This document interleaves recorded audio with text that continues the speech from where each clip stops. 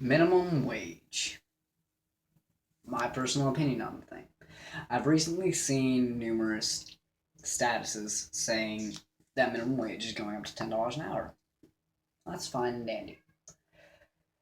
This is the way I believe it should be done. It should not be gradual. It should not be all. It should not be an over the course of time. Minimum wage, the whole thing should be rewritten.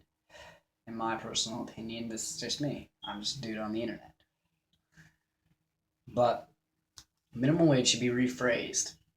It should not be minimum wage. This is the least we're gonna, we can legally pay you, so that's as much as we're gonna pay you because legally we don't have to pay you anything more. Yes, I understand. Sally McBurger Flipper shouldn't be making as much as a sergeant in the military, but I believe honestly that minimum wage, the entire thing should be rephrased to minimum livable wage. There are plenty of people out there, especially with the economy, eating the crapper. I mean, it's improved. It really has. The economy has improved. Which, if you think I'm wrong, look at the facts.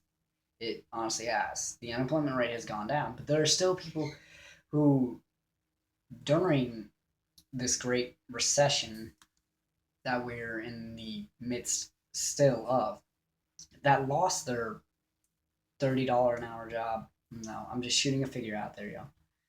And now we're having to go flip burgers. That's a major shock to their household. And even on, you know, 40 hours a week, that's barely making it in most states. Some states you can make it. But I've done enough research. I know a lot of companies, and I'm not sure if this is a legal thing or not, will only give you 29 hours a month by federal, or 29 hours a week, excuse me. 29 hours a week. Say you get paid every week or bi weekly, doesn't matter what your pay period is. That's $700 a month. $700 a month is not enough. Say you have it's just you and your wife. You're the only one who can manage to get a job in this economy. You cannot afford to supply for your food, your lights, your car payment. Even if you don't have a car payment, like myself, I do not have a car payment, but car insurance to get back and forth to work, lights to stay on, your water. Minimum wage needs to be readjusted. It doesn't need it doesn't necessarily need to be raised. What it needs to be changed to is minimum livable wage. What can this person afford? And they need to account for what what can be made for one person in the household to be working and be able to afford at least a two-bedroom. Because what if because there's usually more than one person to a household. Even one person in a household by themselves, $700 a month, that would be putting it really really, really thin. They would end up having to borrow money frequently. Not necessarily. There are some people who can budget it very, very well, but they would not be living a good quality of life. What we need to focus on is not the people on welfare. We don't need to sit here and play the blame game, blame the Obama administration, or blame the Republicans. What we all need to do is unite as a people. We need to tell them to adjust the minimum wage to where it's a minimum livable wage. Yes, I understand they're supposed to be for teenagers, so to speak. But like I said, there are people who have lost their job, and this is the only thing they can find at the moment. But they can no longer supply for their family, which is causing them to get into welfare, which is causing this deficit that we need, which is causing debt. The minimum wage needs to be increased. Yes, I know I've contradicted myself in this video, but it needs to be rephrased is the biggest thing. It needs to be changed to the minimum livable wage. Something that can give someone a decent quality of life. I'm not talking, I'm having steak every night. Thanks, welfare. No, I'm not.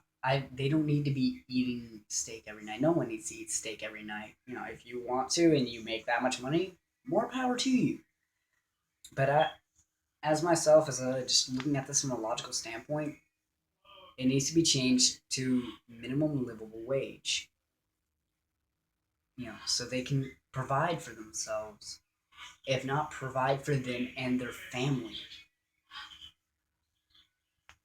And if this movement catches on, I believe the quality of life for many, many people will be increased because they will be able to get off of welfare. We will decrease the amount of taxes that we need to pay into because of welfare.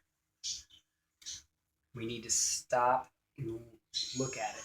Hey, if these people can provide for themselves, that means that I don't have to pay for them to provide for themselves. They don't need to be on food stamps anymore because they can provide for themselves. And if you want to say that minimum wage workers need to get a better education so they can do something better, then who else is going to be there to do the menial labor? We need to stop, regarding them as low lives. We need to look at them and go, well, they're trying the best they can right now. And there are exceptions to that, but there are many who are sitting there going, look, the best I can get is working at this fast food company or, you know, working at this gas station, being a janitor here. That is the best they can get right now. And that may be the best they can get ever. And it's not for lack of trying.